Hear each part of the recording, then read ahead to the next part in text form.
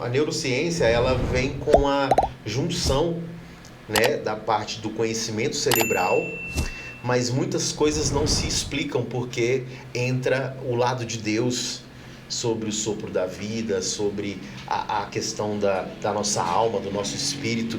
Aí a neurociência não é até onde a neurociência chega é aonde entra Deus.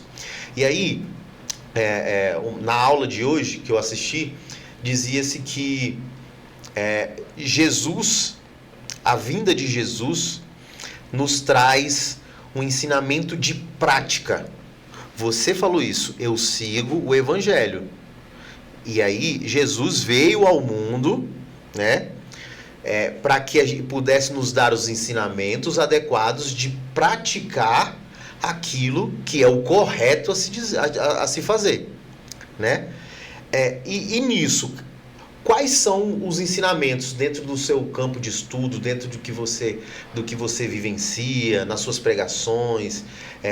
O que você pode trazer de ensinamento de Jesus para as pessoas que passam por momentos difíceis como o sofrimento da depressão ou a ansiedade? Olha, Jesus é o nosso exemplo. Então, quando nós passamos a seguir o que está escrito na Bíblia, Ele é o nosso exemplo de vida. Sim. Nós tentamos a todo momento nos aproximar, nos assemelhar a Ele. Né? É uma tarefa impossível, porque nós somos humanos e Jesus era perfeito. Porque Ele ressuscitou e vive. Uhum. Então Ele é perfeito. Então nós usamos Ele como exemplo. Uhum. Né? E tem coisas do mundo espiritual, que nem você falou, que é a limitação da neurociência é quando começa o mundo espiritual. Tem situações do mundo espiritual que não são para o nosso entendimento. Quem dá o entendimento a cada um é Deus. Ele que decide até onde eu posso adquirir tal sabedoria, até onde você pode adquirir. Então depende muito do chamado, da missão. Todos nós temos uma missão, todos nós temos um chamado. Todos nós recebemos dons do Espírito Santo. Então são vários dons, são dons variados. Então são missões diversas. Então é dentro do nosso chamado que nós recebemos a dose de sabedoria. Sim. E isso depende do quê? De um posicionamento nosso. Né? Eu recebi um chamado e eu fugi do meu chamado por muito tempo. Uhum. Fugi com força. Uhum. E quem é escolhido não tem escolha. Fugi até onde deu. Sim. Até onde deu. Chegou um momento que Deus falou assim: meu filho, a hora é agora, acabou e pronto, você vai ter que assumir o seu chamado. Eu tomei a posição e assumi: Senhor, seja feita a tua vontade. Eis-me aqui, envia-me a mim. A partir daquele momento ali, minha vida mudou, porque eu me posicionei perante Deus. Ali, eu me anulei e falei assim: Senhor, que seja feita a sua vontade. Porque é o negue-se a si mesmo, né? Sim. Então, assim, quando nós queremos que as coisas deem certo, nós negamos as nossas vontades, entregamos nas mãos de Deus. Quando nós pedimos alguma coisa, por exemplo, hoje eu sei que para algo dar certo na minha vida, eu tenho que orar antes. Sim. Toda decisão que eu tomo sem orar, por conta própria, provavelmente vai dar errado. Isso aí é fato. Então eu oro como? Falo assim: Senhor, que se for da sua vontade, aconteça. Se não for, que o Senhor tire esse desejo do meu coração. Sim. E assim acontece. Sim. Ou eu perco a vontade de fazer tal coisa, ou a coisa se concretiza, né? Então, legal. Então essa parte aí do mundo espiritual, ela funciona dessa maneira. Já Jesus, ele pregava o quê? Paz, mansidão, calmaria, né? Pra gente confiar plenamente em Deus. Olha só o tanto que Deus nos ama. Ele Sim. entregou o seu único filho para que morresse por nós. Sim. Para que nós fôssemos redimidos dos nossos erros e tivéssemos acesso a Ele. Porque quando teve a sentença do Éden, nós perdemos o vínculo com Deus.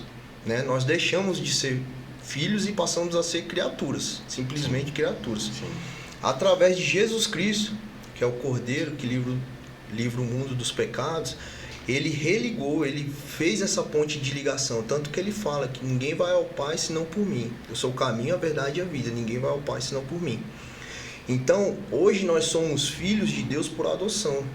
Mas para hoje eu ser filho de Deus, tem uma condicional disso aí. Tem um condicional. Forte. Eu preciso o quê? Reconhecer Jesus Cristo como meu único e suficiente Salvador. Sim. Confessar os meus pecados, se arrepender de coração. Não adianta eu chegar lá e falar assim, ó, meu pecado é esse, esse e esse, e eu me arrependo da boca para fora. Não, você tem que se arrepender de coração. Forte. Fala assim, Senhor, se eu tivesse a oportunidade hoje, eu não faria tal coisa, porque me trouxe mal, eu causei mal a tal pessoa.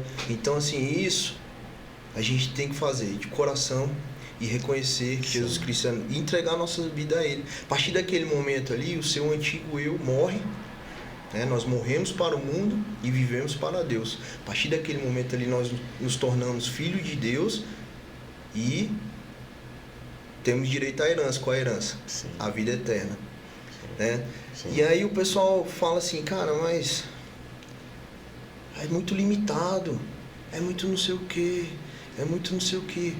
Eu vejo muitos amigos meus vivendo uma vida fútil. Por quê?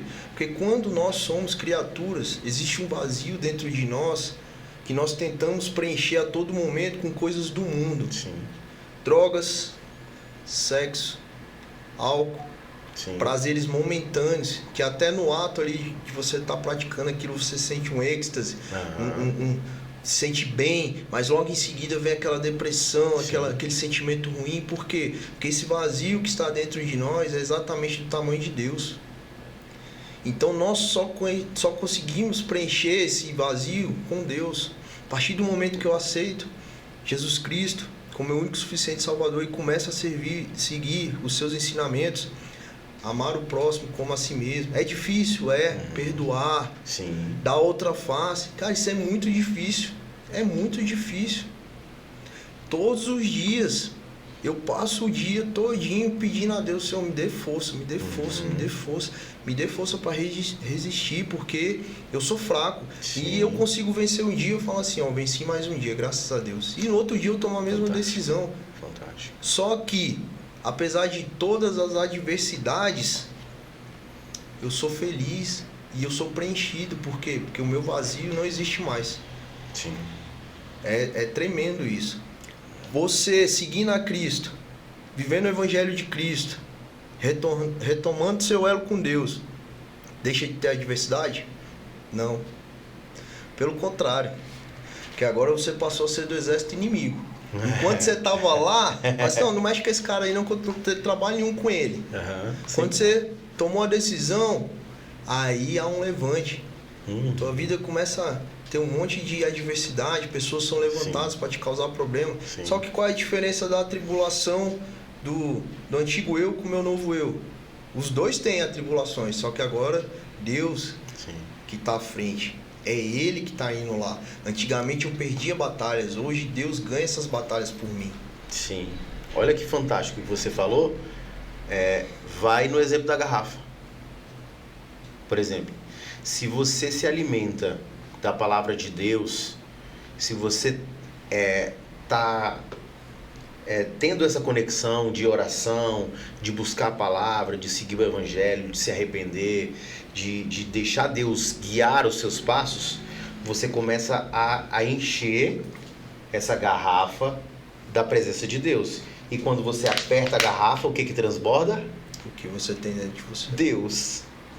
Então, é sensacional isso, porque a gente começa a ter uma dimensão da capacidade de Deus agir sobre a nossa vida.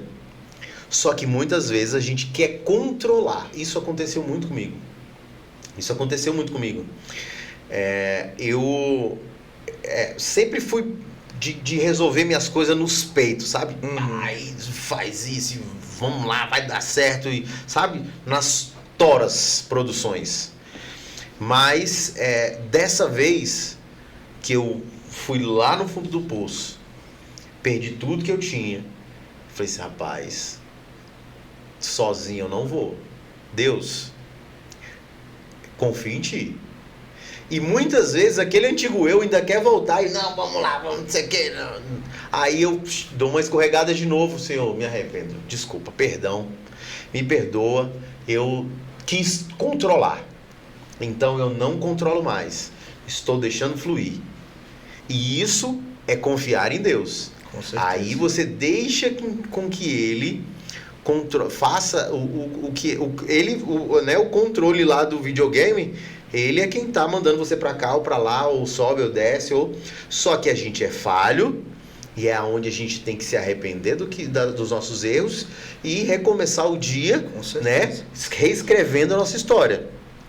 E tem uma passagem muito, muito bacana, que ela não sai da minha cabeça desde que eu comecei a me aprofundar um pouco mais na palavra de Deus, que você começou falando sobre ela aí me deu um start aqui, né? Que Deus deu o seu Filho unigênito para todo aquele que nele crê, não pereça, mas tenha vida eterna. É isso mesmo? João 3,16. Oi, João 3,16. E o que isso quer dizer? Todo aquele que nele crê, não pereça. O que Deus está querendo dizer? O que Jesus está querendo dizer sobre isso? Se você está passando por uma depressão, se você está passando por uma fase de ansiedade, se você está deixando de acreditar, se você começar a acreditar que Deus vai te tirar, você não vai perecer e Ele vai te dar a vida eterna.